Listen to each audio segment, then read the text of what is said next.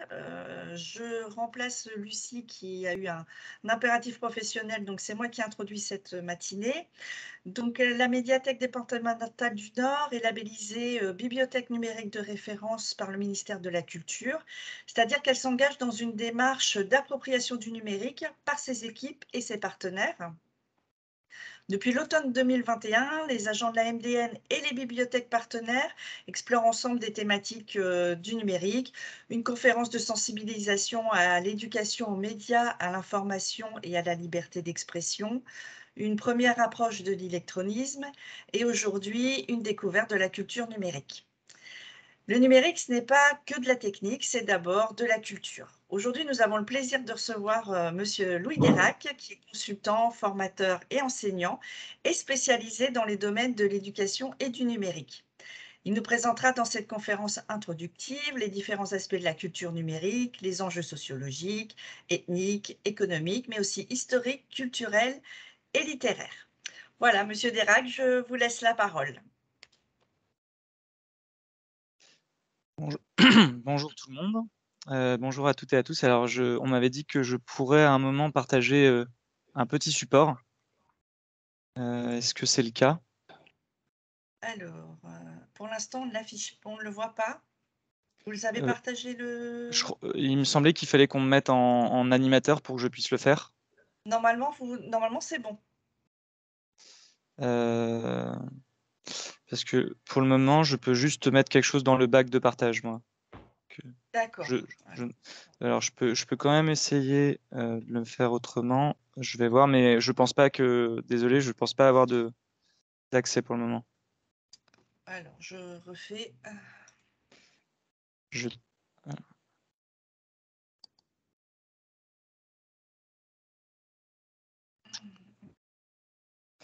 Et juste, je fais un petit test et après, si, le temps qu'on me donne les droits, je vais quand même commencer Ouais, ouais. pour ne pas Perdre de laisser temps. trop de blanc. Ouais. Ouais. Je refais la modification encore. Alors, normalement, il n'y a pas d'autorisation à donner. Il faudrait que vous ouvriez d'abord votre document et ensuite vous avez accès au petit carré en haut à droite partagé.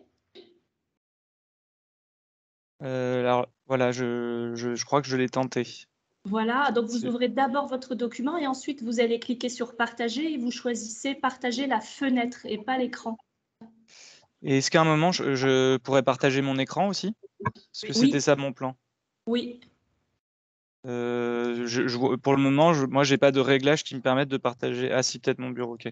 Est-ce que là, vous voyez mon bureau? On voit votre écran, oui. Ok. Oui. Bon, bah très bien. Alors, je vais faire ça comme ça. Ce sera, je pense, le plus simple. Hop. Ouais, donc là, vous avez partagé l'écran. Ouais. Ok, très bien. Eh bien, toutes mes excuses pour ce petit moment de réglage et je vais lancer tout de suite ma présentation.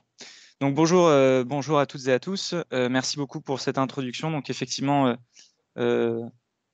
introduit comme ça, on voit toute l'ampleur de la tâche, hein, puisque introduire la culture numérique, c'est quelque chose d'assez immense. On a quand même du temps, donc merci beaucoup pour ce format. Je vais très rapidement dire d'où je parle, qui je suis, d'où je parle, parce que je pense que c'est toujours important de savoir un peu qui s'exprime et avec quelle voix. Donc moi, je suis un passionné enfin, je travaille depuis 10 ans en fait dans les questions d'éducation et de numérique. J'ai surtout travaillé dans le monde de l'éducation nationale. Donc c'est le réseau que je connais le mieux. Je connais moins le réseau des bibliothèques et des médiathèques, même si il est très intéressant à plus d'un titre et à toute mon affection. Donc je suis ravi vraiment d'être avec vous et de pouvoir échanger avec vous. Et donc, j'ai toujours été au croisement justement des questions à la fois de numérique, étant moi-même quand même de cette génération qui a un peu grandi avec, mais qui a quand même aussi vu beaucoup de changements. J'en reparlerai.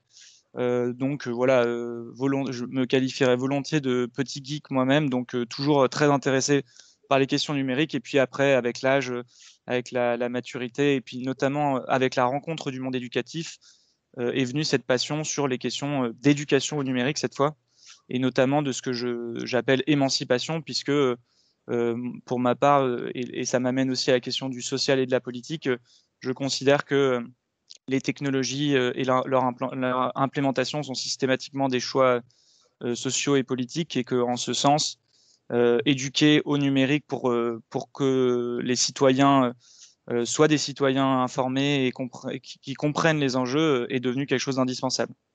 Donc voilà, d'une certaine manière, il y a un besoin d'éducation au numérique, mais même au-delà, un besoin d'émancipation. Pour très rapidement vous redire le programme, même si je pense que c'est assez classique, donc on va avoir la petite introduction, et ensuite je vais entamer une première partie. On fera une pause à 11h, puisque bon, on est quand même en visio, c'est assez long, et donc ça fera du bien de se reposer un petit peu le cerveau. Et on entamera une deuxième partie de 11h15 jusqu'à 12h30 qui sonne la fin de notre intervention. Et je m'excuse, j'entends qu'il y a des travaux qui commencent. Je n'étais pas prévenu. J'espère que mon micro saura les occulter. Et je vois pas très bien s'il y a des... Voilà, n'hésitez pas si... Alors, par rapport au programme, donc j'ai prévu... il y aura un petit temps d'interactivité dans la première partie, et à chaque fin de partie, un temps d'échange. A priori, on aura le temps.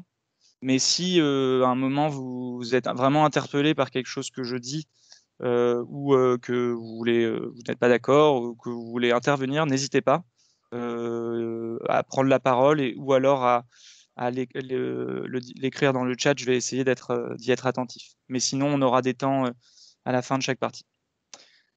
Voilà, et sans plus attendre, si c'est bon pour vous, je vais me lancer. Donc, culture numérique.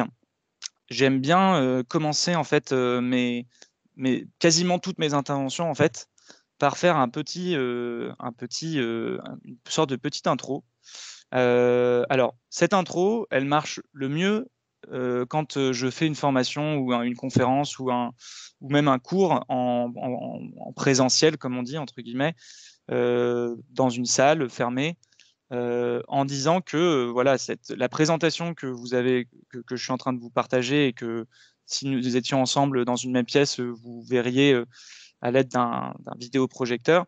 C'est une présentation qui est disponible sous une licence Creative Commons. Donc, si vous n'en êtes pas familier, c'est ce qu'on appelle une licence libre, qui vous permet par défaut de réutiliser en fait et de partager mon travail simplement en me citant en fait.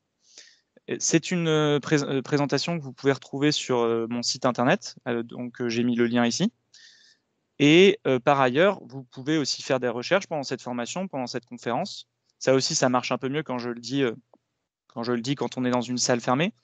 Et en fait, en ayant dit ces deux choses, c'est le moment où je dis faisons une petite pause pour juste revenir même rapidement sur comment on en est arrivé là en fait, que je puisse vous dire nous tous étant dans une salle fermée, que vous avez la possibilité, pendant que moi, supposément, la personne venue vous apporter du savoir, que vous pouvez en fait accéder à un autre savoir que le mien, en simultané, en allant faire des recherches sur Internet, en allant récupérer ma présentation, etc. Finalement, comment on en est arrivé là, et là, puisque nous faisons cette conférence en visio à distance, on peut aussi se dire comment en est-on arrivé là de faire cet exercice à distance.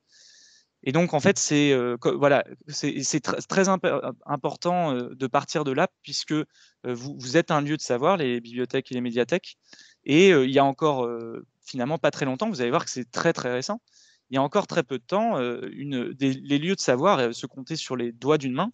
Il y avait bien sûr l'école, donc l'école avec un grand E, l'école qui va donc de l'école primaire et maternelle à l'université, hein, des lieux de savoir avec des livres, des enseignants, des sachants. Ensuite, il y avait les bibliothèques, quoi. Les bibliothèques soit universitaires, soit les bibliothèques lieux d'accès à la culture et à la connaissance et aux livres. Et on parlait bien de lieux, que ce soit l'école ou que ce soit la bibliothèque, qui étaient des lieux physiques, fermés, placés sur une carte, hein, donc géographiquement, qui nécessitaient un déplacement physique. Et donc, on peut bien s'imaginer que il y a encore pas si longtemps, quand on était dans une pièce fermée entre quatre murs, il y avait ce qu'on appelait une unité de temps, une unité de lieu et une unité d'espace, qui faisait que lorsque le sachant débitait son savoir, c'était quand même encore le cas, et c'est encore parfois le cas dans certaines classes, c'était face à des apprenants captifs qui n'avaient pas d'autre moyen d'accéder à de la connaissance que éventuellement de sortir de la classe à un moment, donc sortir de cette unité de lieu, de sortir de cette unité d'espace, puisque pendant l'heure où ils avaient classe, ils ne pouvaient pas en sortir, et de se rendre dans un autre lieu de savoir. Voilà, donc comment on en est arrivé là? Faisons un petit retour en arrière pour comprendre et peut-être réaligner notre culture commune, justement. Alors, à partir de maintenant, évidemment, tout ça, c'est de la vulgarisation que je vais faire. Donc, s'il y a des gens parmi vous qui sont techniques, qu'ils puissent-ils me pardonner toutes les approximations que je vais faire. C'est bien évidemment une vulgarisation et un choix aussi de mettre le doigt, d'appuyer sur l'évolution de 3 technologies qui ont permis finalement, qui ont rendu possible cet éclatement total de l'accès à la connaissance dans un lieu fermé, encore une fois, sur une unité d'espace, de temps et de lieu. Alors, ces 3 technologies, c'est l'évolution d'abord d'une part des appareils, de ce qu'on va appeler plus tard les appareils numériques, même si à la base ils n'étaient pas numériques, du réseau Internet et du web. Alors l'appareil, avant que l'appareil, dans notre imaginaire, dans l'imaginaire général en tout cas, ça devienne principalement le smartphone pour accéder à Internet, et qu'on trouve ce genre de scène de manière assez classique. L'appareil, c'était ça. Et ça, c'est important de le rappeler parce que pour le coup, ça fait partie de la culture du numérique, hein, de rappeler que les premiers ordinateurs, c'était d'abord des machines de calcul. Ils sont apparus pendant la Seconde Guerre mondiale parce que la guerre occasionnait 2 très très gros besoins de calcul. Le premier, c'était toutes les questions de tir balistique. Et la deuxième, c'était le décryptage de messages ennemis. Donc, puisqu'on parle de culture, vous avez peut-être vu le film Imitation Game avec Benedict Cumberbatch, qui rappelle l'histoire romancée de Alan Turing, ce mathématicien anglais qui justement a fait partie d'une équipe qui a construit l'un des premiers ordinateurs pour essayer de craquer les messages de l'Allemagne nazie pendant la guerre. Donc voilà, Pardon ? Super film. Voilà, super film. Ouais. Tout à fait, donc super film, et pour le coup, c'est quelque chose, ça fait partie des films qu'on peut tout à fait faire visionner pour permettre aux gens d'appréhender des éléments de culture numérique, hein, au sens large. Donc le fait de rappeler que l'appareil, c'était d'abord ça. Après, il y a eu la guerre froide, on a eu d'autres besoins, il y a eu l'invention, il y a eu la recherche autour de l'arme nucléaire. Tout ça avait nécessité énormément de calculs. Et donc, dans les années 60-70, il se trouvait une vingtaine de ces méga gros ordinateurs dans le monde. Ils coûtaient des dizaines ou des quinzaines de millions à construire. Chacun était à peu près construit sur mesure. Il n'y avait évidemment aucune industrie capable de les fabriquer en série.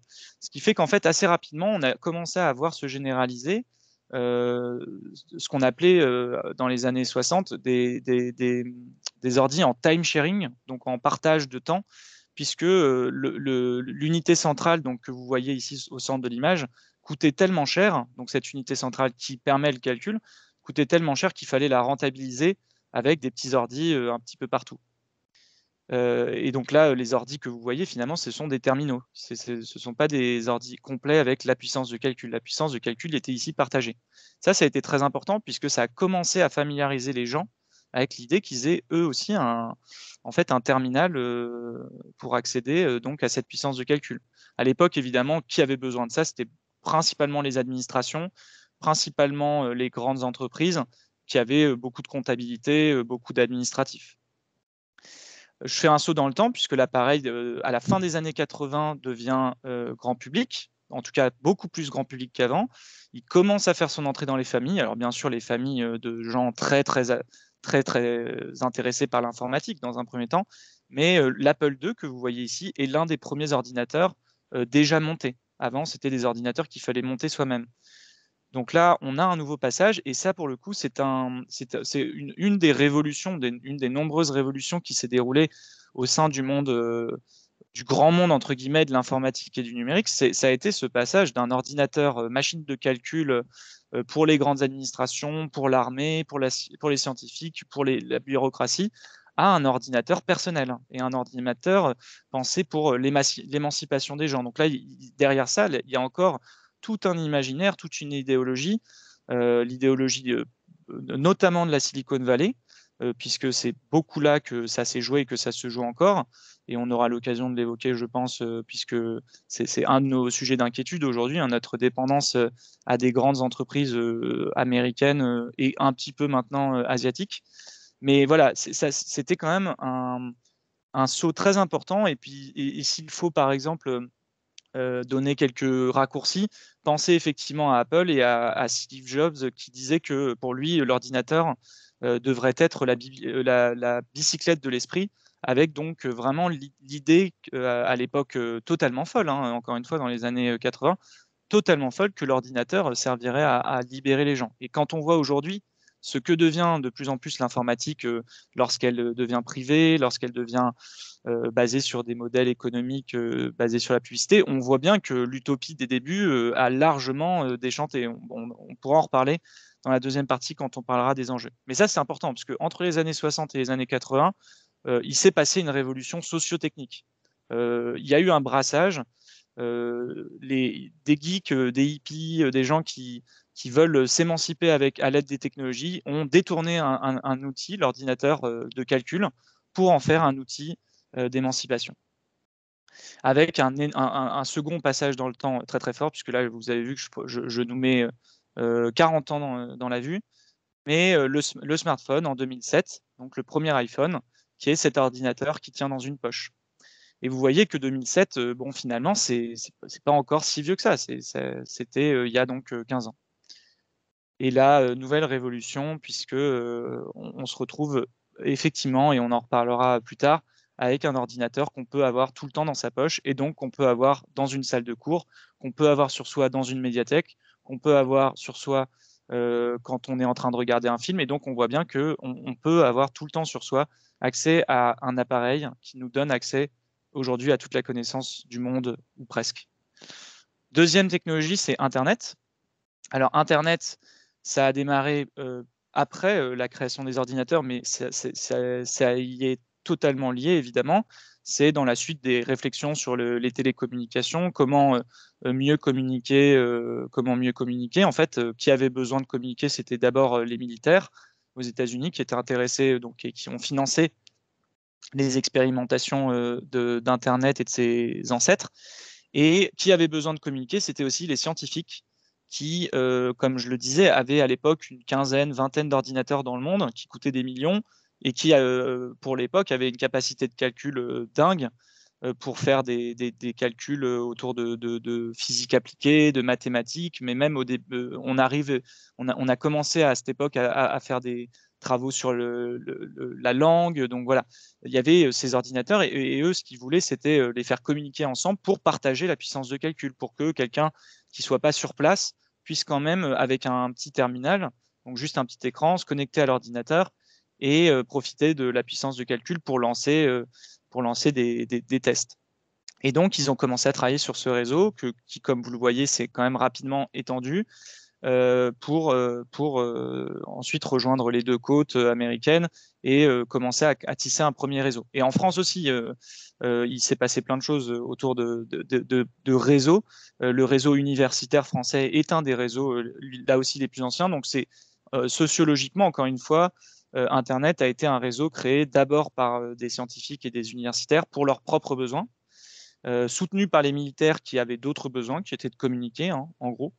Et la particularité du réseau, une des particularités du réseau Internet dans sa conception a été de créer un réseau totalement décentralisé, sans nœud central. Ça, c'était aussi dans l'idéologie libertaire de l'époque, contre le modèle bureaucrate américain. Et donc, comme vous le voyez, même là sur ce schéma, les ordinateurs sont tous reliés un petit peu entre eux. Il n'y a pas de nœud central qui connecterait tous les autres. Et ce qui est important aussi, là aussi sociologiquement, c'est qu'à partir des années 70, en fait, une troisième catégorie s'est jointe aux militaires et aux scientifiques qui été intéressés par ce réseau. Ce sont nos fameux hippies les Steve Jobs, les Steve Jobs et compagnie de l'époque, qui étaient intéressés d'utiliser le réseau Internet non pas pour communiquer des renseignements militaires ou pour partager de la puissance de calcul, mais encore une fois dans ce côté, cette grande idéologie de l'émancipation individuelle par un petit peu la communication collective et la capacité à travailler ensemble. En 1971, le mail, donc ça c'est important parce que ça a contribué à populariser Internet et à lui donner des usages un peu plus grand public. En 2000, le Wi-Fi, ça c'est très important aussi parce que toujours d'un point de vue sociotechnique et d'un point de vue habitat, question d'usage, moi par exemple quand je donne cours à des étudiants aujourd'hui qui ont 18 ans, peu d'entre eux connaissent le concept d'une salle ordinateur, alors que moi j'ai grandi avec une salle ordinateur, avec un ordi branché à Internet avec un câble et qu'on ne pouvait pas déplacer. Et donc, quand cette pièce était fermée parce que mes parents contrôlaient un petit peu, déjà à l'époque, le temps d'écran de cette manière, la pièce était fermée. Et donc, à partir des années 2000, le Wi-Fi a totalement changé ses habitudes. Et évidemment, la 3G en 2011. Donc, 2011, c'est une date, je crois que j'ai mis cette date parce que c'est une date de généralisation. Mais ça nous montre à nouveau à quel point c'est récent. C'est-à-dire qu'avant 2011, même si vous aviez un smartphone, vous n'aviez pas une connexion capable de sérieusement vous donner accès à Internet. Donc là, ça a 11 ans. Et j'ai fait ce petit schéma qui est réutilisable lui aussi pour expliquer aux gens que Internet, même si on a l'impression et l'illusion que c'est quelque chose de très sans fil, très nuagesque, et d'ailleurs c'est tout le vocabulaire qui est utilisé, c'est bien un réseau d'ordinateurs qui est câblé. Donc là, ce que vous voyez sur ce schéma, c'est que quand vous êtes sur un smartphone, donc côté droit, en fait, vous êtes connecté en 3G ou en 4G à une antenne, certes, donc le dernier kilomètre, on va dire, est bien sans fil, mais cette antenne, elle est évidemment câblée, et très très câblée, en fibre pour ensuite rejoindre le réseau. Si vous êtes avec un ordinateur, vous êtes connecté à une box donc Internet. Certains ordinateurs sont branchés en câble Ethernet, donc là, tout est câblé. Et si votre ordinateur est branché en Wi-Fi, comme c'est mon cas actuellement, j'ai une certaine illusion donc d'une connexion immatérielle, mais ma box, elle, est bien câblée et branchée donc, et rejoint le réseau Internet. Donc, le réseau Internet, ce sont des câbles, beaucoup de câbles comme cela, où dès qu'on est dans une administration, une entreprise avec plein de câbles qui relient les ordi entre eux, qui se branchent au réseau, c'est plein d'endroits comme ici où les réseaux Internet se croisent. C'est très, très complexe. Et ce sont aussi des câbles qui passent sous la mer pour nous permettre de profiter de nos fameux services américains. Ça pose énormément de questions géopolitiques, des questions de droit, des questions économiques. On le voit en ce moment, des questions juridiques, puisqu'on voit que, par exemple, récemment, la CNIL en France, donc la Commission nationale informatique et liberté, a par exemple considéré que Google Analytics était contraire au règlement général de la protection des données parce que les données transitaient vers les États-Unis et donc étaient traitées sur le sol américain et donc dépendaient des lois américaines s'agissant donc de données qui étaient pourtant personnelles. Quand Edward Snowden a révélé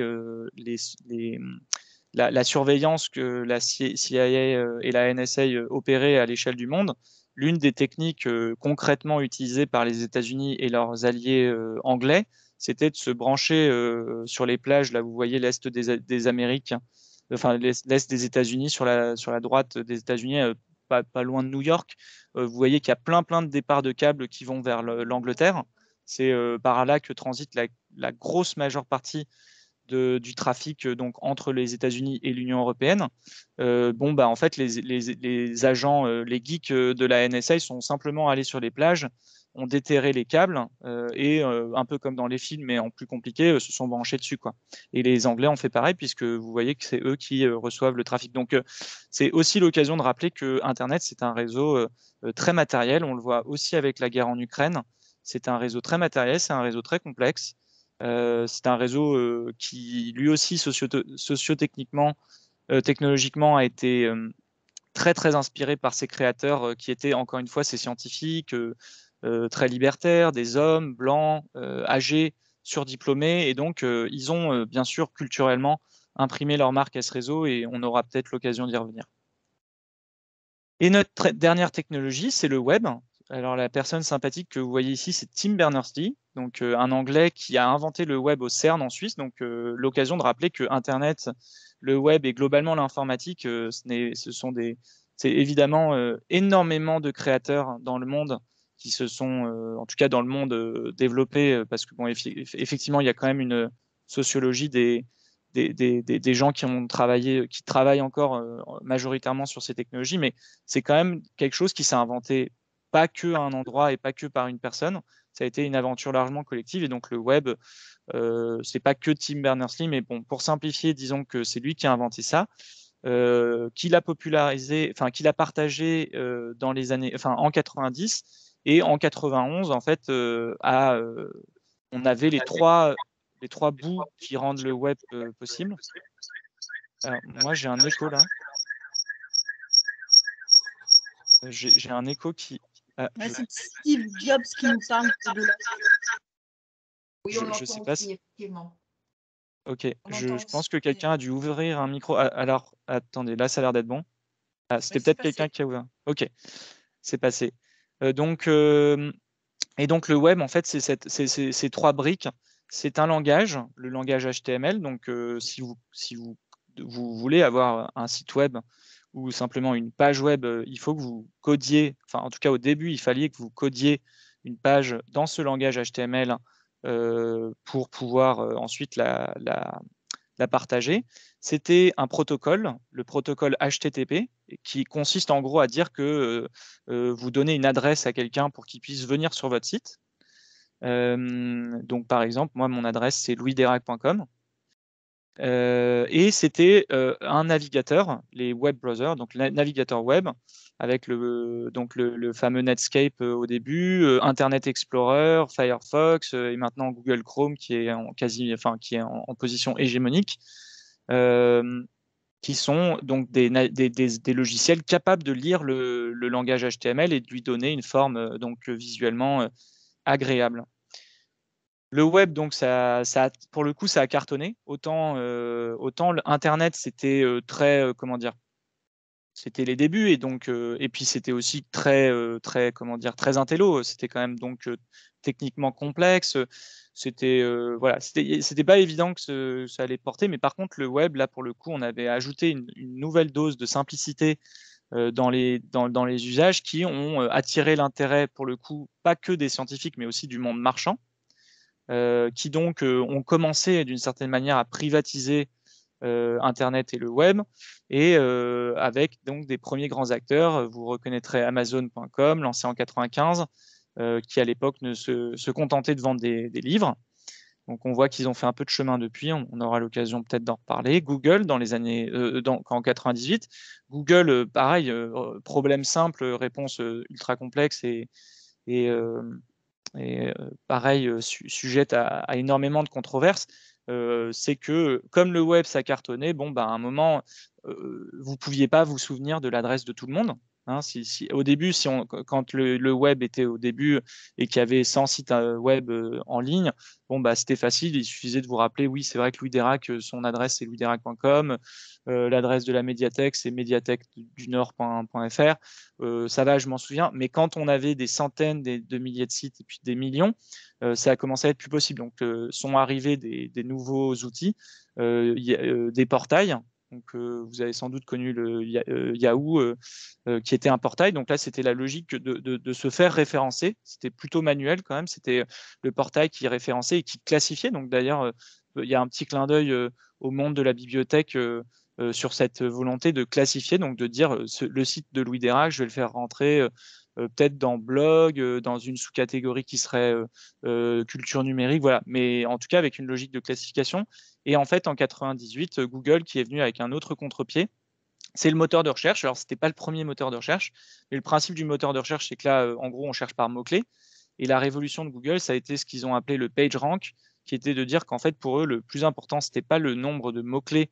C'est-à-dire que si je mets culture numérique dans Google, ce qui intéresse Google, ce n'est pas le nombre de fois où moi j'ai écrit culture numérique sur une page, parce que là, évidemment, il y avait plein de petits malins qui écrivaient culture numérique, culture numérique, culture numérique pour apparaître en premier. Non, ce qui intéressait Google, c'était le nombre de sites web qui référençaient un site web. C'était la logique un peu universitaire. C'est dans le monde universitaire que je méconnais, hein, donc je le dis en passant.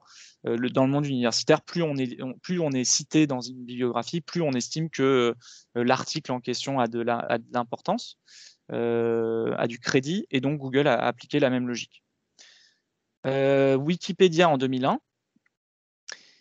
Skyrock en 2002, donc dans la culture, pour le coup, numérique, ça c'est très important, hein, l'arrivée des blogs, de ces fameux blogs intimes, extimité, dit Serge Tisseron, le fait de raconter sa vie hyper intime sur un média extérieur, donc le journal intime 2.0, MySpace en 2003, Facebook en 2004, qui a très rapidement détruit tous ceux qui étaient arrivés avant, notamment MySpace, pour devenir le réseau social hégémonique qu'on connaît aujourd'hui.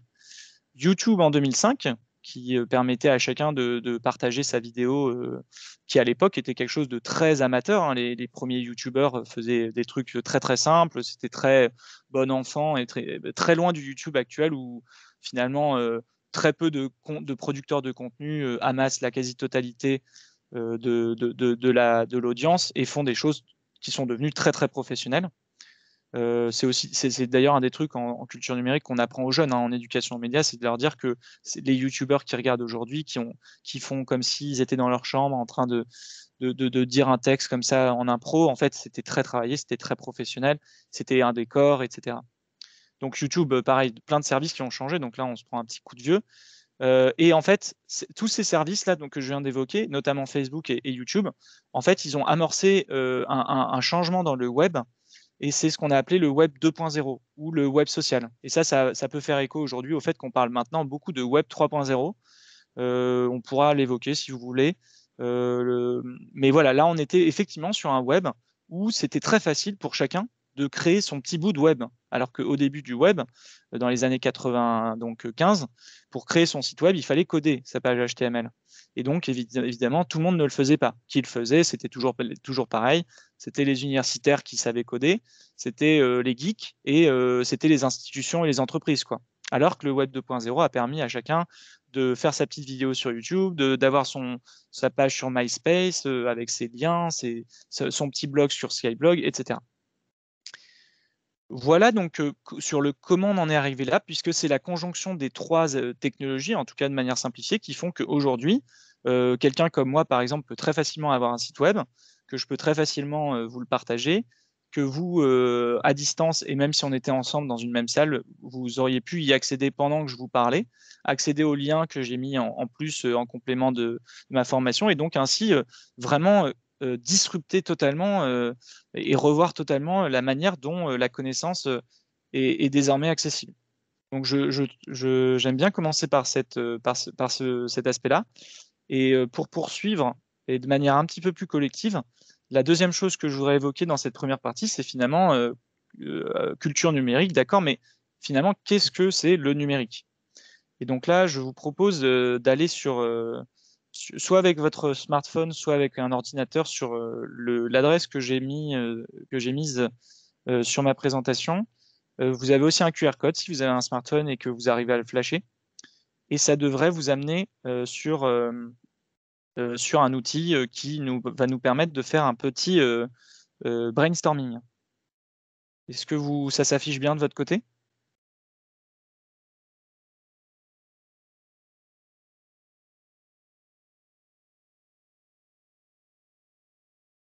J'entends rien, mais je vois que le script continue, donc je vais vous copier aussi l'adresse dans... Alors... Ah, je vois que vous avez mis plein de choses. C'est là où c'est dommage que je vois pas. On aura le temps d'échange juste après, mais n'hésitez pas à... Ouais, quand je présente la présentation en plein écran, c'est le problème, je vois pas le chat. Je vais voir si je peux faire différemment sur la suite. Donc, ça devrait vous amener sur Digital. Mais alors là, ce que je voudrais que vous fassiez, c'est d'écrire donc sur l'appli que vous avez devant vous un usage, une technologie, une chose numérique avec lequel ou laquelle vous êtes très à l'aise, et une technologie, un usage, une chose numérique avec lequel vous n'êtes pas du tout à l'aise. Alors, pensez à tout ce qui vous inspire. Ça n'a pas besoin d'être des choses évidentes. Vous allez voir que c'est souvent intéressant les résultats qu'on a. Et vous pouvez en mettre plusieurs, bien sûr. Donc là, voilà, c'est bon. Je vois que j'ai un premier élément, ma Smart TV. Les mails, les achats en ligne, très à l'aise. Taper sur un clavier.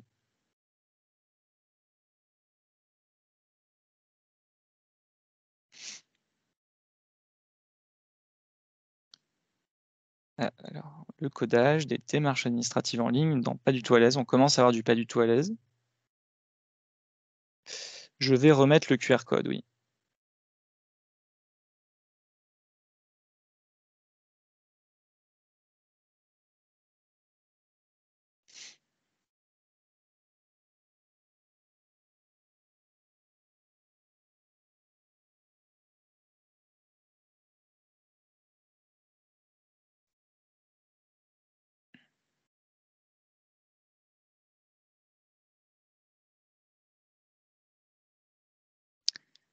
Ok. Alors, je me remets sur le... Si vous avez besoin du lien ou du QR code, n'hésitez pas à me demander. Ok, je vois que vous êtes 34, 35 quand même, hein, donc ça me donne aussi un peu une idée de combien vous êtes. Alors, pour le moment, on a plus de choses très à l'aise, hein, ça c'est bien. Je vois qu'il y a quand même pas mal les mails. Espionner les gens, quelqu'un a mis. Ouh, c'est pas bien ça. Alors, heureusement, c'est pas du tout anonyme, je sais exactement qui a fait... Non, je rigole, c'est anonyme. Mail, SMS, Internet, les achats en ligne. Achat en ligne revient. Faire une visio, la photo. Logiciel de montage photo et vidéo.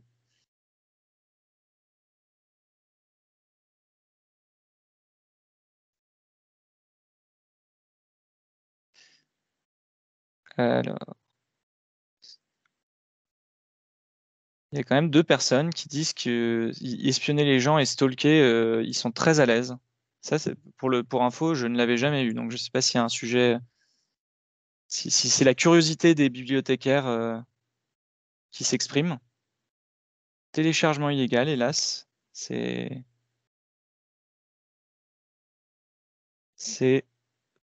aussi quelque chose effectivement qui existe. On va pas se mentir. Montage vidéo, ok, recherche d'infos. Hélène Dupont de Condé va nous rejoindre. Ok.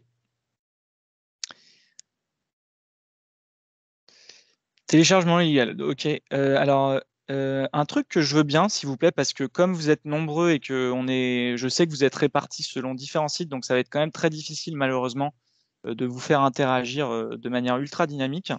Il y a un truc que je veux bien que vous fassiez, c'est que vous relisiez la colonne très à l'aise et la colonne pas du tout à l'aise. Et si vous voyez quelque chose, par exemple, dans la colonne très à l'aise, comme le développement web, sur lequel vous vous dites, moi, je suis pas du tout à l'aise avec le développement web, que vous l'écriviez dans la colonne pas du tout à l'aise. C'est juste pour me rendre compte des différences qu'il peut y avoir au sein de votre groupe. Je vois que j'ai un développement web. Parce que j'ai vu des choses, par exemple, l'impression 3D. L'impression 3D. Le logiciel de montage photo et vidéo. Je serais curieux de savoir, peut-être aussi dans le chat, hein, n'hésitez pas à me dire combien de personnes sont à l'aise avec le logiciel de montage photo et vidéo, qui a un usage plutôt avancé.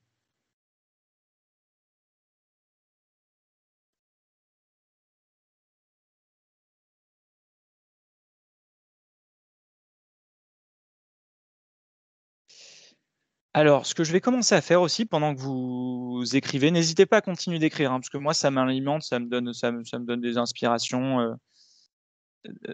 Alors, moi, en gros, je fais cet exercice pour montrer plusieurs choses. Ça marche toujours, donc n'hésitez pas à le faire.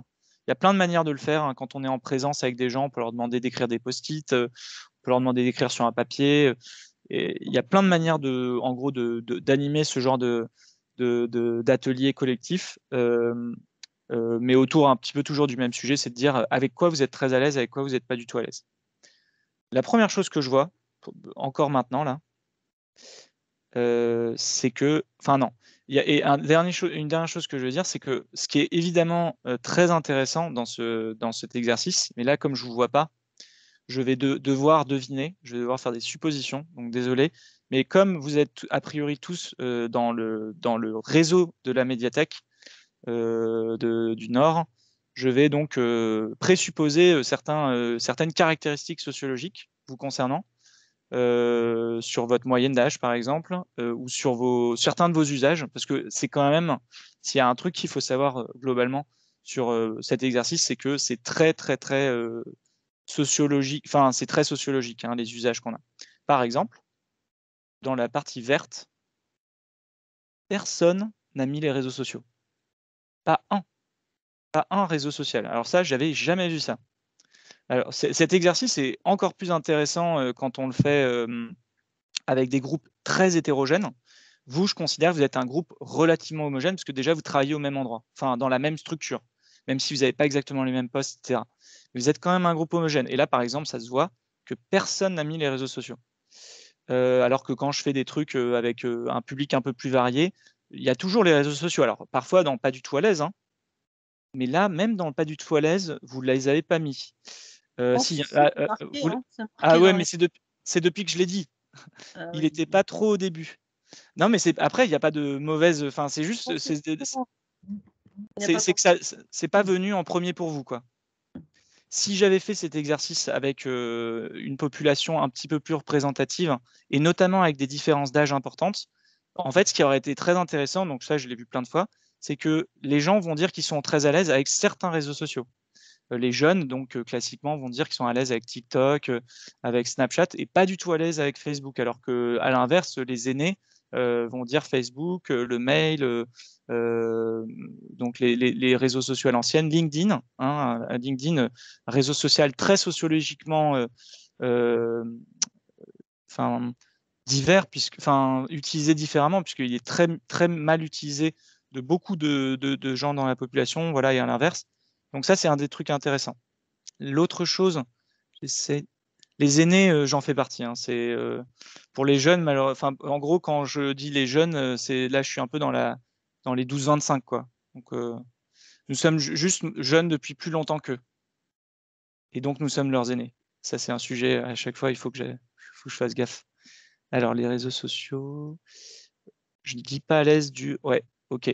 Donc, autre chose qui est intéressant dans cet exercice, c'est que on voit que quand on parle de numérique, vous avez dit autant des choses physiques, des équipements. Vous avez mentionné la Smart TV, vous avez mentionné l'ordinateur, vous avez mis l'impression 3D, donc ça veut dire qu'il y a quand même une imprimante 3D, hein, c'est un objet physique. J'avais vu autre chose, vous avez mis un Mac, hein, donc un ordinateur. Là aussi, si on avait fait cet exercice, si j'avais fait cet exercice avec mes étudiants, et je le fais hein, tous les ans, le smartphone serait partout. Partout. Et là, vous voyez, là aussi, de votre côté, on a plutôt l'ordi. Là aussi, c'est très classique. Et c'est très intéressant, parce qu'on ne fait pas la même chose sur un ordi qu'avec un smartphone. Et c'est une des raisons qui explique, on en parlera après, que en fait, la fracture numérique, entre guillemets, c'est un terme que moi, je fais partie des gens qui récusent ce terme. Parce que pour moi, la fracture n'est pas béante, mais par contre, c'est vrai qu'il y a des populations qui sont très à l'aise avec leur smartphone et pas du tout à l'aise avec leur ordi, avec un ordi en général, ou une tablette. S'il y avait quand même une fois le smartphone. Donc, il y a des objets physiques, des équipements, il y a des usages, allumer l'ordinateur, utilisation du smartphone, taper sur un clavier. Il y a ce qu'on appelle des usages ou des pratiques. Il y a des logiciels, le mail, SMS, Internet, le développement web, les logiciels de montage, l'impression 3D, donc qui nécessite aussi des logiciels, les albums photos en ligne. Donc on voit qu'on a des usages, des logiciels. Est-ce que j'ai des technologies? Alors, il y a la cybersécurité, le développement web, téléchargements illégaux.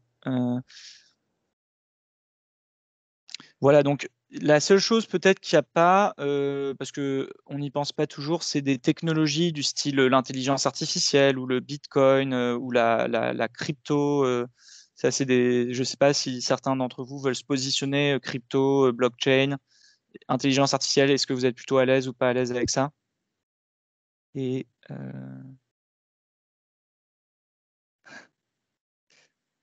j'ai peur d'avoir fait une gaffe sur cette histoire d'aînés. Hein. Voilà, donc IA, crypto-monnaie, a priori, c'est plutôt des choses où effectivement la très grande majorité des gens ne sont pas à l'aise. Et donc là, en gros, aussi, il y a quelque chose qu'on voit, et ça, c'est quand même assez global, c'est que la plupart des gens sont très à l'aise avec des pratiques et des usages, en fait, quand même un petit peu de consommation, hein, consommation, divertissement, et beaucoup moins avec des questions de production. Ça, c'est un enjeu d'éducation majeur pour moi. C'est qu'aujourd'hui, on a beaucoup trop d'utilisateurs du numérique en général qui sont strictement consommateurs et pas du tout producteurs, contributeurs.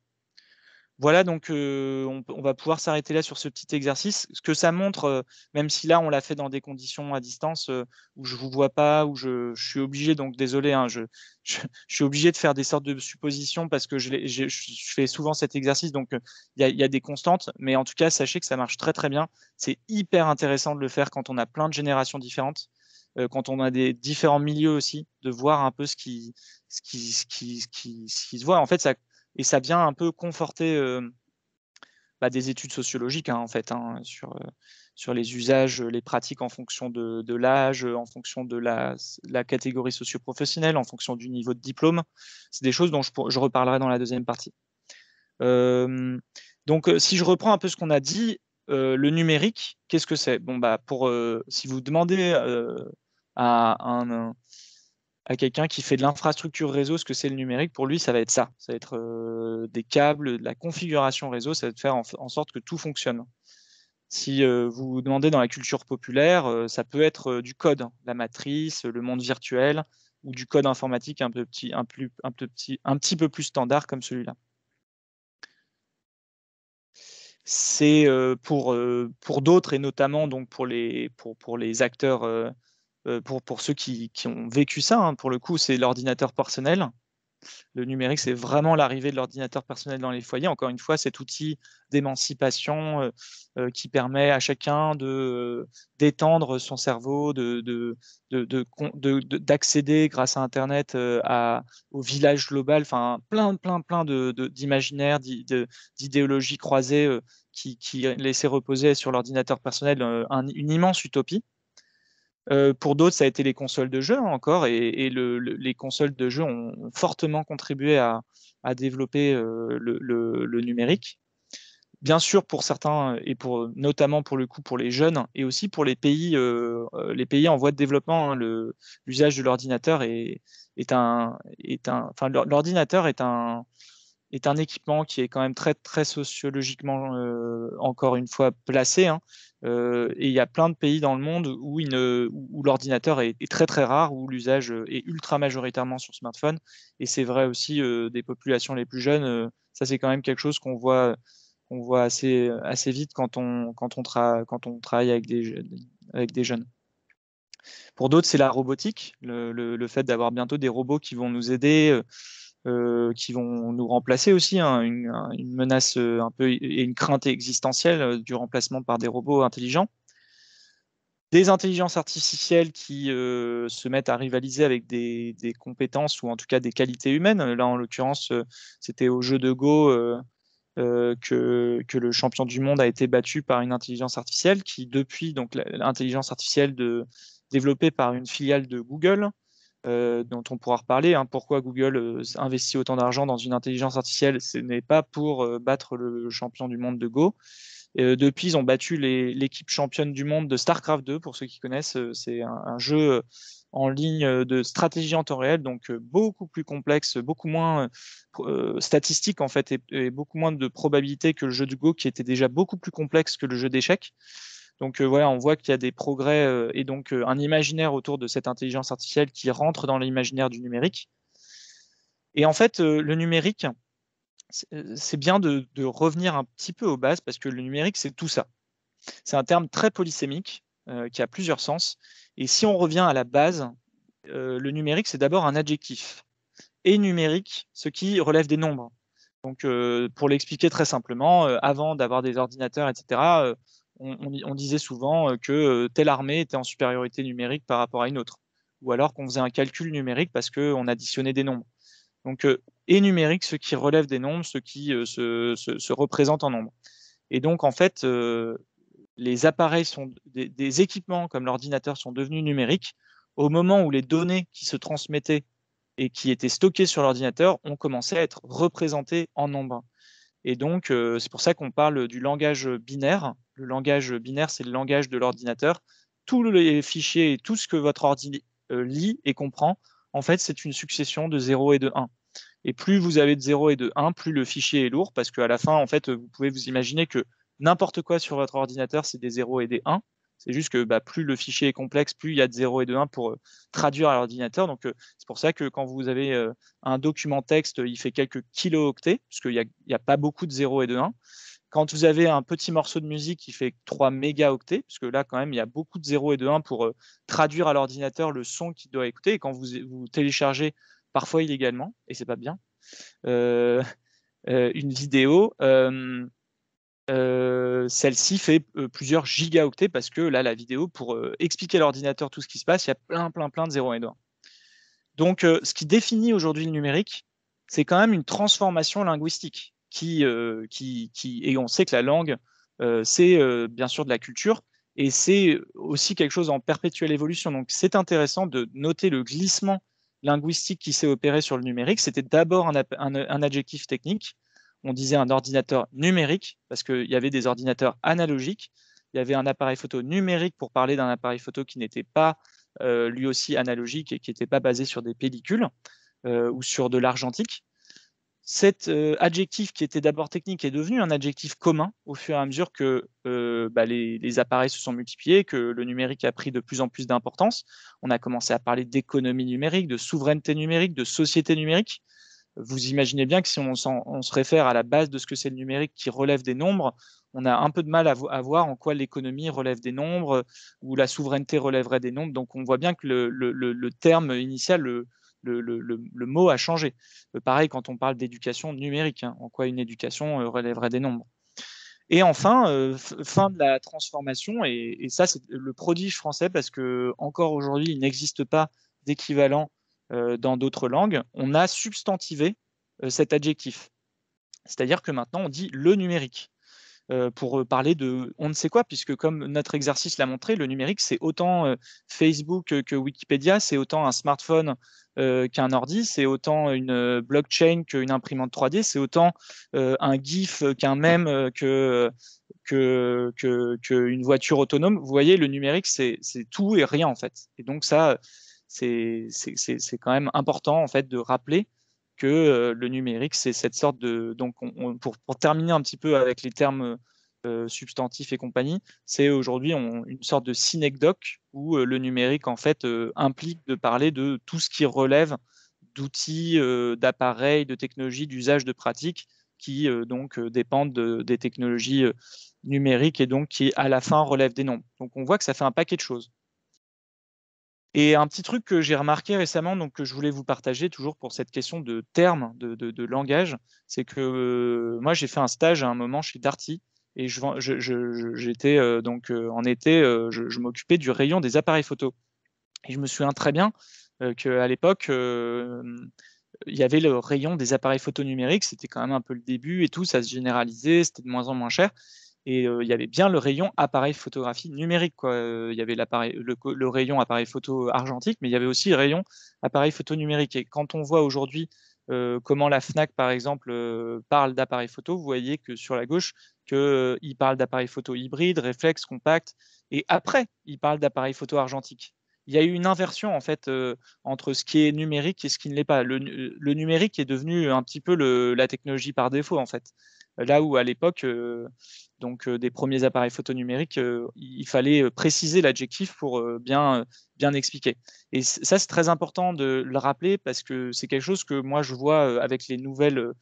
En gros, parce que je donne des cours tous les ans.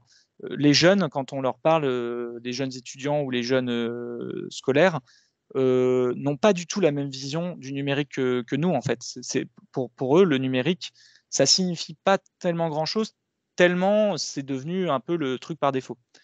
Et donc, ce qu'est aujourd'hui le numérique, on peut dire que c'est quelque chose qui s'est invisibilisé, qui est devenu magique. C'est vraiment observable. Les ingénieurs du numérique, en général, hein, à toute l'échelle, tous les pans de la chaîne ont fait en sorte que ce soit invisible. On peut penser au fait que les câbles sont de plus en plus cachés, que on recharge maintenant de plus en plus nos smartphones par induction et on élimine les derniers câbles, que le Wi-Fi, le Bluetooth, les écouteurs sont sans fil. Enfin, tout est en train de s'invisibiliser et donc d'une certaine manière, ça contribue à rendre magique, à rendre moins complexe, mais du coup à ne pas comprendre la complexité. C'est vrai que pour beaucoup de jeunes, le numérique, les smartphones notamment, c'est totalement magique, hein. On appuie sur un écran, ça s'allume, mais qu'est-ce qui se passe derrière? C'est évidemment pas du tout maîtrisé. Donc il y a vraiment ce côté-là, invisible, magique, c'est dans les nuages, Internet, voilà, ça marche, mais comment? On ne sait pas trop, quoi. Donc ça, c'est un vrai sujet d'éducation. On en reparlera après. Le numérique, c'est quelque chose de pervasif, ça c'est un terme sociologique, parce que en gros, c'est le fait de se dire, donc ça c'est Dominique Boulier, sociologue, qui a écrit un excellent livre, Sociologie du numérique, qui propose ce terme, pour dire que le numérique, en fait, il a pénétré tous les pans de notre vie quotidienne, de toutes les activités, des plus banales aux plus intimes, en fait, puisque là, on voit bien que même la séduction aujourd'hui est très, très opérée par des technologies numériques, ne serait-ce que pour les applications de séduction, mais aussi simplement quand on fait de la drague par texto ou par WhatsApp ou Signal et compagnie, on voit bien que sociologiquement, le numérique a changé la manière dont la séduction s'opérait, le fait d'attendre pour répondre, etc. Tout ça, c'est des choses qui ont changé avec ces technologies. Donc sociologiquement, évidemment, c'est un bouleversement pervasif. On a repris aussi l'expression de Marcel Mauss, donc plutôt d'un point de vue anthropologique, sur le fait que c'est un fait social total, c'est-à-dire que c'est quelque chose qui nous touche à tous les plans. On a reparlé de ce terme avec le confinement en disant que le passage obligé au numérique avait été un nouveau fait social total. C'est aussi intéressant de l'évoquer comme ça. Dans le monde un peu plus éducatif, on parle aussi de socialisation de l'informatique, hein, pour expliquer la différence entre l'informatique et le numérique, parce que là, c'est là qu'il y a beaucoup de conflits, hein. Pour les informaticiens, le numérique, c'est de l'informatique, point barre. Et justement, pour les tenants plutôt d'une éducation, d'une émancipation, le numérique a largement dépassé l'informatique. C'est ce que dit par exemple Michel Guillou, si vous le suivez sur Twitter, qui est assez suivi. Pour lui, c'est devenu un contexte, un paysage, et c'est voilà, le numérique dépend techniquement de l'informatique, mais culturellement l'a largement dépassé.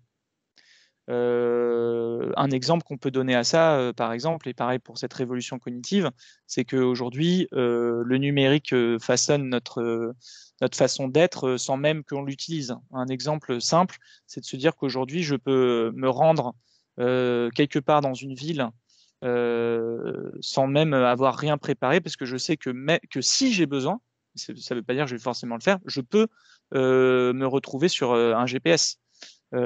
Et donc que j'ai ce filet de sécurité, ce qui fait qu'aujourd'hui, on a un rapport totalement différent à la carte, au déplacement. On ne s'organise plus du tout de la même façon, on ne demande plus les mêmes choses aux mêmes personnes. Et donc, on voit bien que c'est un contexte et que ce n'est pas seulement un outil informatique qu'on utilise de temps en temps. Voilà, et donc je rappelais que pour les jeunes aussi, quand on dit le numérique, il y a un travail de déconstruction et de reconstruction, puisque comme je disais, ça signifie pas grand-chose en fait. Et enfin, qu'est-ce que le numérique? Donc, pour rappeler tout ce qu'on s'est dit, donc ce sont des technologies, à commencer par le traitement automatique de données numériques, hein, donc de données représentées en nombre. C'est plein d'outils, des calculateurs, des ordinateurs, des smartphones, des imprimantes 3D, etc. C'est des cultures et des imaginaires, les imaginaires hackers, les geeks, les start-upers, c'est le monde de la science-fiction, c'est voilà, c'est un certain nombre de cultures et d'imaginaires. C'est aussi du business, beaucoup de business, avec beaucoup d'enjeux, des géants économiques, hein, avec une tendance monopolistique qu'on expliquera un petit peu après, parce que c'est important quand même d'expliquer ce qui fait que le numérique amène cette tendance monopolistique. Une promesse, et je rajouterais même plein d'utopies, hein, qui, les unes après les autres, malheureusement, se sont un petit peu estompées. La première promesse qui est l'accès à une connaissance universelle, totalement partagée, totalement libre, etc. et des possibilités aussi, la fin des États, on voit qu'il y a une tension tout le temps, et d'ailleurs il y a une tension qui vient du profil même, encore une fois, sociologique des gens qui ont initié la révolution informatique et numérique. Ce sont, encore une fois, si on prend ces Californiens, ces geeks californiens, ce sont des gens profondément libertaires qui ne croient pas en l'État, qui pensent que c'est une chose du passé et qui sont convaincus que on s'en sortira mieux en ayant une sorte de décentralisation, de déconcentration au niveau des individus armés de leurs ordinateurs et de leurs objets numériques. Les émanations récentes comme la blockchain pour une monnaie virtuelle ou le métavers avec l'idée d'un monde virtuel avec des lois différentes du monde physique, c'est une émanation nouvelle en fait de cette utopie, de cette pensée idéologique. Et enfin, oui, une autre chose, donc je ne sais pas si vous êtes familier du dilemme du tramway. Donc c'est un des grands dilemmes moraux connus qu'on présente à des étudiants en droit ou en philosophie, c'est de dire, voilà, vous êtes témoin d'une scène où un tramway est en train de foncer vers 5 constructeurs. Si vous ne faites rien, ils vont tous mourir. Et vous avez la possibilité d'appuyer sur un levier pour que le tramway se déplace sur une voie et ne tue qu'un seul travailleur. Que feriez-vous si vous étiez cette personne ? Et donc là, on se retrouve face à un dilemme moral horrible où est-ce qu'on va se dire qu'il vaut mieux qu'une personne meure plutôt que 5 ? Et donc là, on est plutôt dans une logique utilitariste.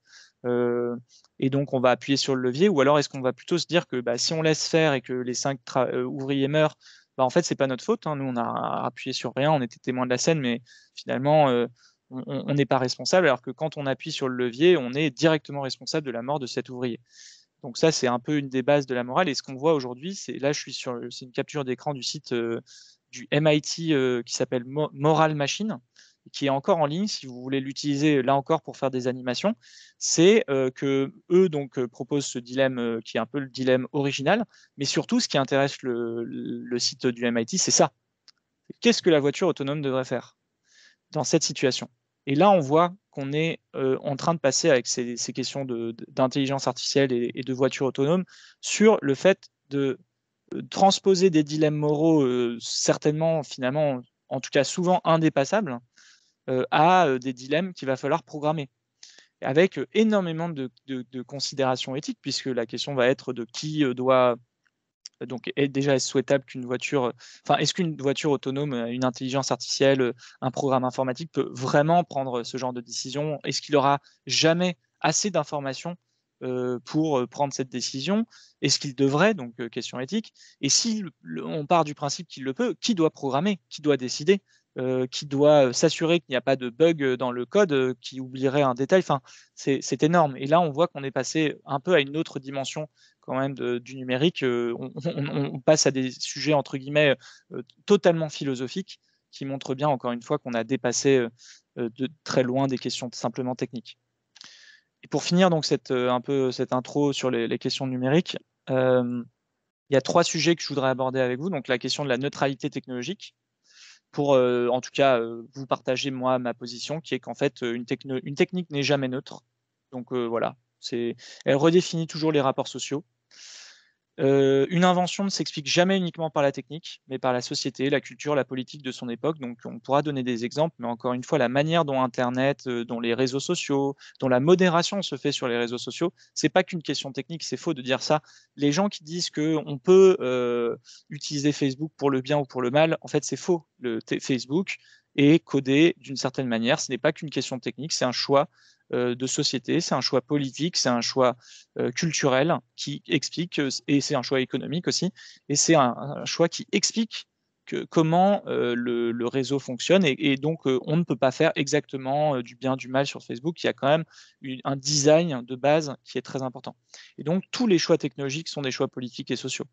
Et c'est pour ça que les citoyens, ça fait partie de mes convictions, ont besoin de cette éducation et de cette émancipation aux questions numériques, parce que pour le coup, le numérique nous façonne autant que nous le façonnons. Aujourd'hui, il est façonné par très peu de gens, et pourtant il façonne beaucoup de gens. Et donc, il faut reprendre la main sur ces choix politiques et sociaux. Et donc, évidemment, les médiathèques font partie des lieux qui sont essentiels pour faire ce travail d'éducation.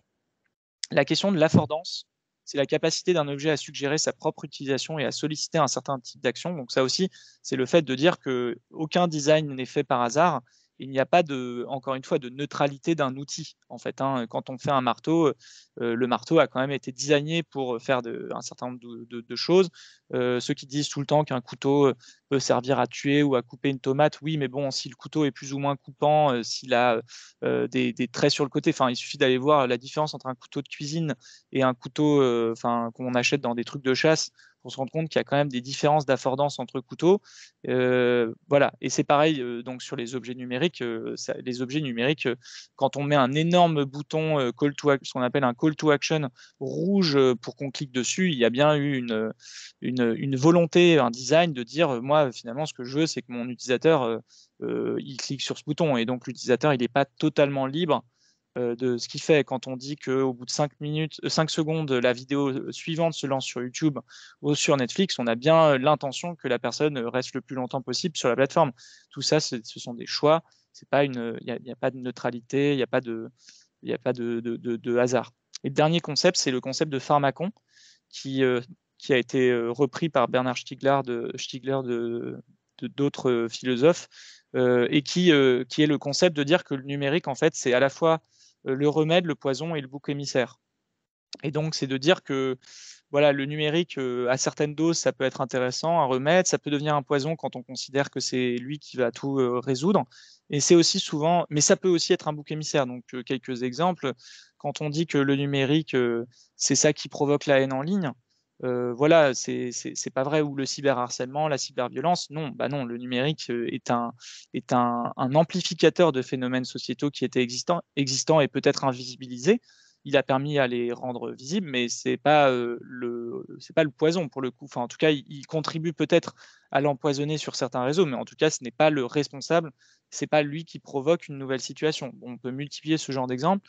En revanche, c'est vrai qu'il a un côté remède et poison. Il y a là aussi l'idéologie de beaucoup, ce qu'on appelle un solutionnisme technologique, le fait de se dire qu'on peut résoudre tous nos problèmes, on peut transformer tous nos problèmes sociaux, politiques, économiques, linguistiques en des problèmes techniques, et donc leur donner une solution technique. Et ça, donc, c'est effectivement la limite, puisque les problèmes sont trop souvent sont souvent des problèmes bien plus complexes que ça, et souvent des problèmes politiques qui méritent des réponses politiques. Et donc là, on le voit. Qu'est-ce qu'il y avait comme exemple récent? Oui, il y avait donc par exemple, j'ai vu récemment que face au fait qu'on manque d'enseignants encore cette année, on met en place des cours à distance grâce à une application dans l'académie de Nancy-Metz. Et donc moi, je réponds à ça. Non, bah non. Si on se dit qu'on a répondu au problème en trouvant cette solution technique, on n'a rien compris, puisque la question, c'est quelles sont les causes du problème, donc de la désaffection du métier d'enseignant, et qu'est-ce qu'on fait pour résoudre vraiment comment on travaille sur les causes de ce problème. Et ça, voilà, ce genre de solutionnisme technologique, il est un peu partout. C'est beaucoup le cas sur les questions écologiques, d'environnement. On a un problème, on va trouver des solutions technologiques, qui souvent empêchent de se poser un peu la question des causes. Voilà pour cette première partie. Je crois que je suis à peu près, je suis pas mal dans les temps. Donc, on peut se faire. Donc, désolé, c'était un peu long et je vois pas trop ce que vous aviez mis. Mais maintenant, si vous le souhaitez, on peut prendre un temps d'échange pour revenir sur des éléments de ma première partie, peut-être pour redire ce que vous avez écrit. Je vois que vous avez été actif, et je vais arrêter de partager mon écran un instant.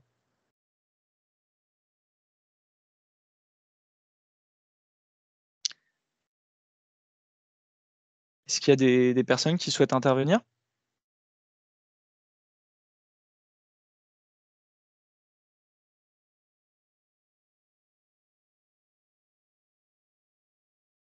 Alors, comment reprendre le pouvoir, créer un groupe Facebook? Ouais. Bon, je vais un peu regarder ce qu'il y a dans le chat. Alors. Ouais, vous avez mis plein de choses, hein. Alors oui, le codage.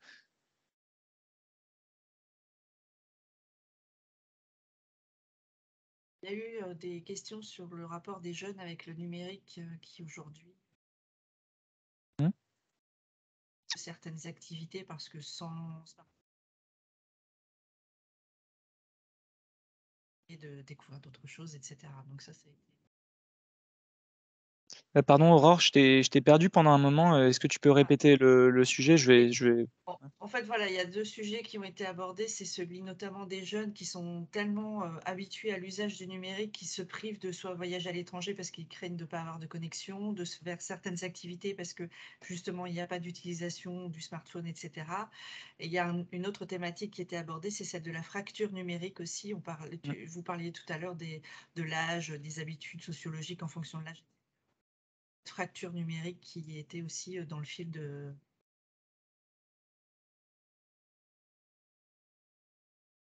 Qui était dans le fil, hein. Oui, oui. Alors, sur la question des jeunes, donc, alors moi personnellement, je pense que globalement, il y a quand même toujours eu une crainte peut-être un peu excessive, hein, sur le fait, enfin, sur la situation des jeunes par rapport à des nouvelles technologies auxquelles ils avaient accès. J'ai beaucoup de cas où, par exemple, ce sont les jeunes qui reprennent leurs parents sur leurs propres usages et leurs propres dépendances à des outils numériques, par exemple. En revanche, moi, je pense qu'aujourd'hui, il y a un truc qui est important, c'est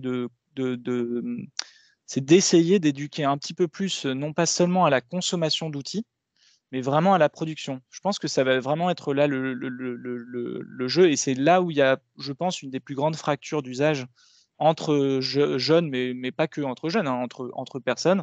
Ça va être entre les personnes qui sont capables, qui ont le capital culturel, le capital social, scolaire aussi, hein, linguistique, la capacité à s'exprimer, à écrire, à créer du contenu, donc de pouvoir beaucoup plus produire et beaucoup plus contribuer, et donc ne pas seulement consommer. Ouais, je pense que ce sera quelque chose d'essentiel. Après, donc, comme je l'ai évoqué, mais j'en reparlerai après, donc, de la fracture, donc je ne vais pas le réévoquer tout de suite. Est-ce que par rapport à cette première, bon, après peut-être qu'on peut se faire la pause maintenant et prendre un petit peu d'avance, hein, mais si c'était clair, juste que comme j'ai fait une autoroute,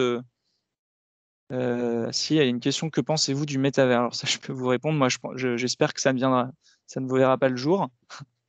Moi, j'ai quand même un fort engagement militant pour une technocritique, hein, une réflexion technocritique sur les technologies, et avec un prisme notamment environnemental. C'est vrai que ça, je peux vous en parler tout de suite puisque j'en parlerai pas après. Mais Excusez-moi, oui, moi je pense que bon, voilà, on est dans une conférence autour du numérique, certes, par rapport à un public de professionnels, mais on a tous les niveaux dans l'équipe. Donc merci de définir ce que vous dites à chaque fois. Métavers, tout le monde ne sait pas ce que c'est, tout le monde n'a pas vu Doctor Strange, d'accord. s'il vous Eh plaît. bien, le métavers, c'est un concept qui est en cours de réflexion et de production. C'est l'idée de créer un monde virtuel en prenant en gros la réalité virtuelle, donc des casques de réalité virtuelle que vous mettez sur votre tête et qui vous permettent de voir, d'être dans un monde virtuel, et de le brancher au réseau Internet pour vous permettre d'être connecté avec d'autres gens dans différents espaces. Et c'est encore largement conceptuel, donc on ne sait pas encore exactement ce qu'ils vont faire, hein, mais voilà, il y a des idées de pouvoir aussi utiliser les mains et les doigts, donc d'avoir des appareils qui permettent, et ça existe déjà un petit peu, hein, notamment dans le jeu vidéo, qui permettent de Ça manipuler. existe aussi dans le milieu palliatif, dans les soins palliatifs. Il y a des expérimentations qui sont menées normalement, notamment au CHR de Lille, voilà, pour réduire la douleur des patients. D'accord. Bah, c'est peut-être vous qui en savez plus que moi là-dessus, puisque je ne suis pas du tout spécialisé sur le métavers, et comme je disais, c'est encore un peu conceptuel, c'est aussi un peu un pari. Mais si vous voulez, si vous avez une expérience concrète d'usage, moi je suis très preneur. On va vous envoyer ça. Ok.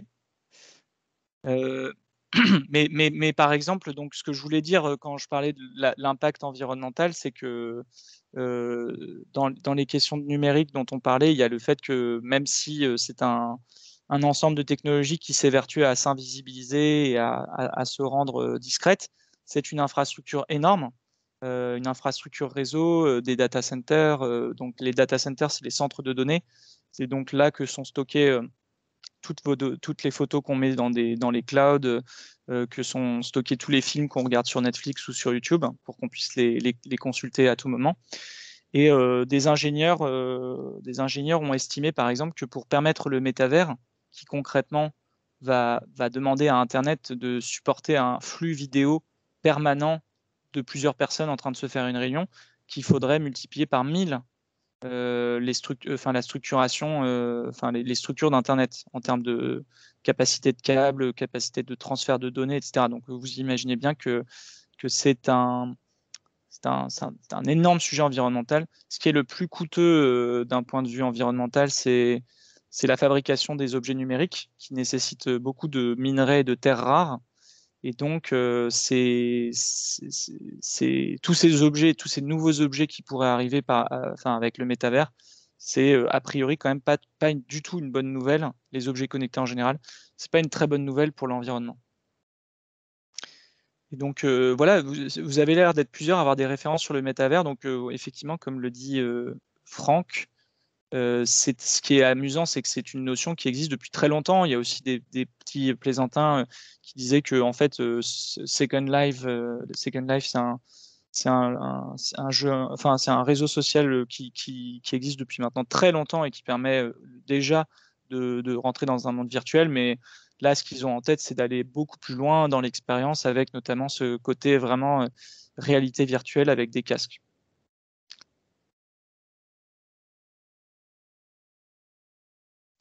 Je ne sais pas s'il y a d'autres questions sur un peu cette première partie.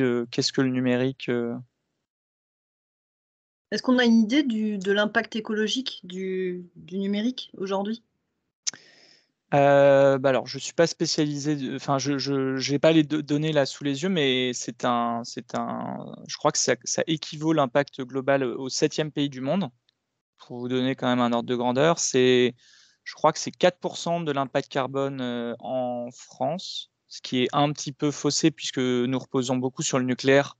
Donc ça nous donne, en tout cas nous en France, le fait qu'au moins l'électricité nécessaire n'est pas carbonée. Mais par contre, quand on utilise des centres de données qui sont dans d'autres pays qui reposent sur le charbon, c'est très coûteux.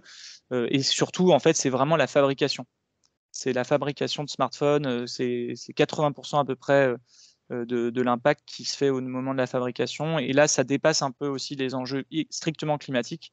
C'est aussi des questions d'environnement, puisqu'on a besoin de faire des mines, que ces mines, ça pollue l'eau, ça pollue les sols, ça crée des zones de conflit, et puis ça crée aussi une dépendance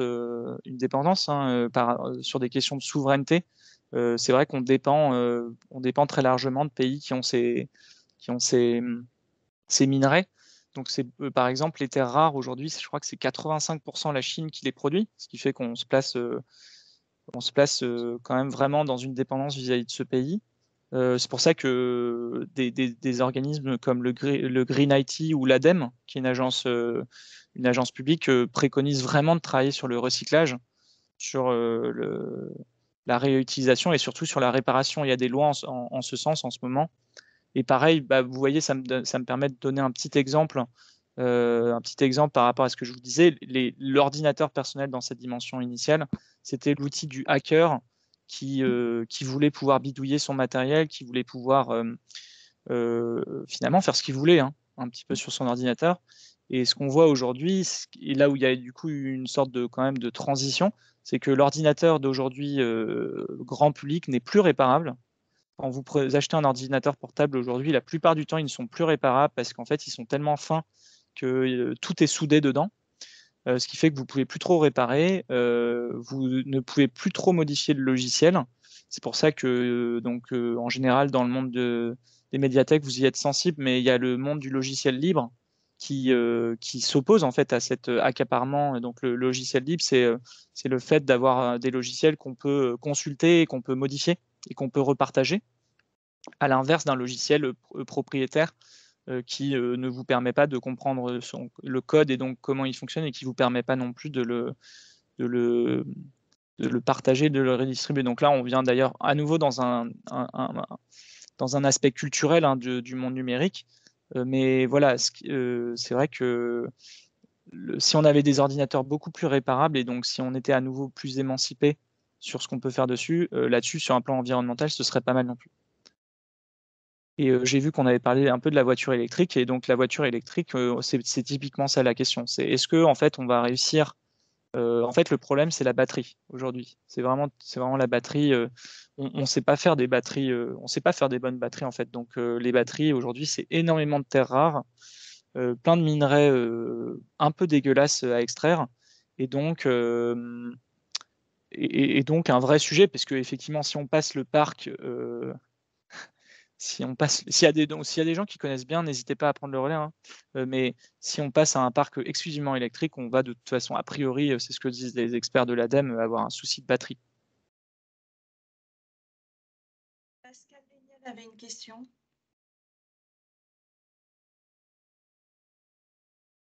Oui, moi c'était justement par rapport à toute cette profusion d'outils, enfin du numérique. Pensez-vous pas qu'il y aura des groupes contre-culture justement qui vont se développer, et justement parce que l'impact écologique sera trop important, et qu'il va y avoir un changement peut-être de société par rapport au numérique? Quand tu vois que des étudiants lors d'une cérémonie très, très diplômante là, sur Facebook, à leur cérémonie, on dit qu'ils ne voulaient pas de ce monde agroalimentaire là. Pensez-vous pas qu'on va devenir aussi à un monde anti-numérique, et que c'est beaucoup plus important d'apprendre à faire les choses simplement avec son cerveau et ses mains, tout en utilisant une bonne pratique du numérique, mais pas une profusion du numérique comme on l'a de plus en plus? Voilà, question. C'est une très très bonne question. Je pense que nous, les éducateurs, je vous inclus dans la grande famille des éducateurs au numérique. Je pense qu'on a vraiment notre rôle à jouer pour ça. Moi, c'est ce que je prône. C'est effectivement un monde numérique un peu plus sobre, un peu plus émancipateur, encore une fois, hein, parce que quand on utilise j'ai à nouveau un écho. Je crois que c'était côté Pascal, pas Pascal qui vient de poser la question, mais un autre Pascal. Il y a peut-être un souci d'écho, mais voilà, plus sobre, plus émancipateur, parce que un réseau social dont on maîtrise aucune des manières de modération, dont on comprend pas le fonctionnement, et qui est basé sur un modèle économique 100% publicitaire, voilà, avec plein d'effets néfastes sur l'économie de l'attention. Donc le fait que le modèle économique de ces réseaux soit de nous faire passer le plus de temps et de capter un maximum de notre attention, ça pose des problèmes. Et donc oui, il y a plein de... on peut parler d'une contre-culture sur ça, puisqu'il y a depuis les années 80 maintenant ce fameux mouvement du logiciel libre, qui a été, en fait, pour refaire un petit tour, et après je pense qu'on pourra faire la pause, un petit retour historique par rapport à l'histoire que je vous avais racontée avant. En gros, avec l'arrivée des ordinateurs,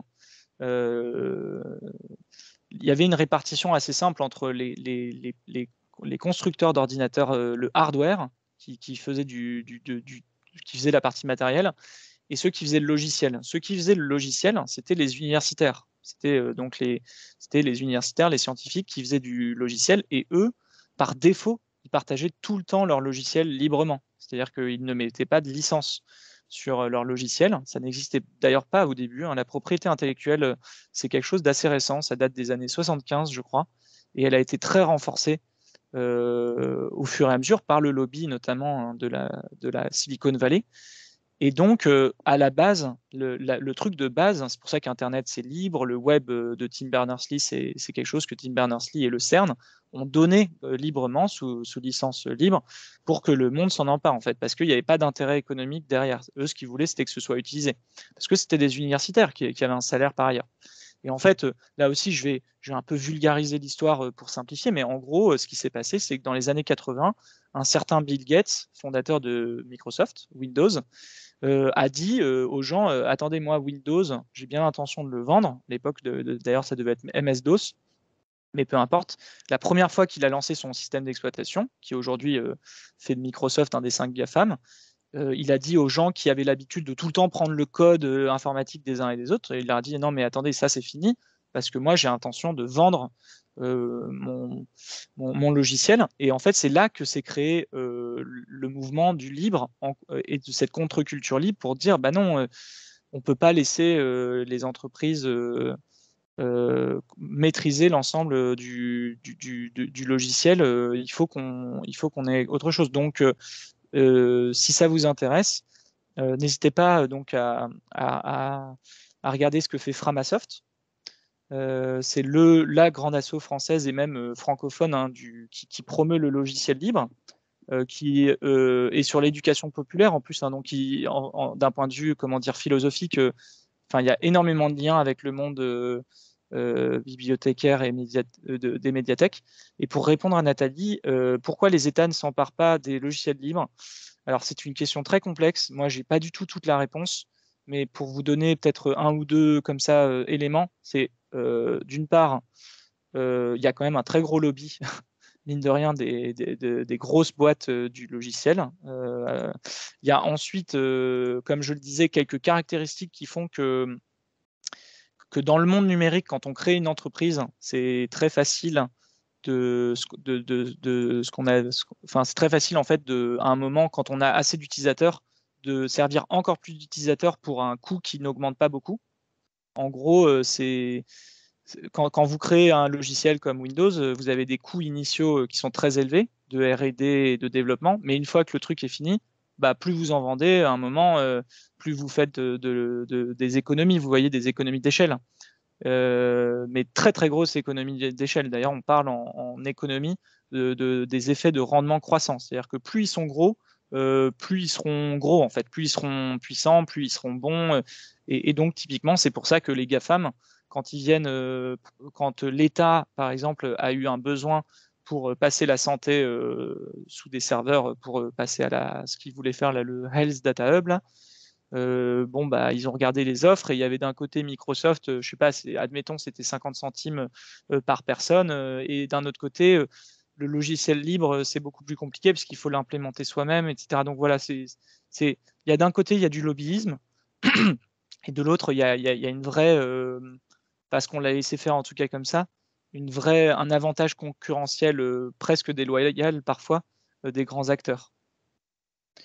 Mais par contre, pour répondre et donc et puis aussi rassurer, il y a une prise de conscience réelle en ce moment des pouvoirs publics, à la fois au niveau du ministère de l'Éducation nationale, par exemple, au niveau du secrétariat d'État du numérique. Il y a une vraie volonté de développer le logiciel libre, notamment parce que eux, comment dire, ça leur convient bien d'un point de vue souveraineté numérique. C'est-à-dire que ça a beaucoup de sens quand on est l'État français de commencer à développer une solution nationale ou européenne libre plutôt que d'acheter, de prendre une licence chez Microsoft, chez Google, etc. Voilà, donc pour ce petit passage autour du logiciel libre, on pourra en reparler dans la deuxième partie. Du coup, si ça vous va, je proposais qu'on fasse 15 minutes de pause jusqu'à 11h15. C'est OK pour tout le monde? Ok, merci. OK. Eh bien, merci à vous. À tout de suite.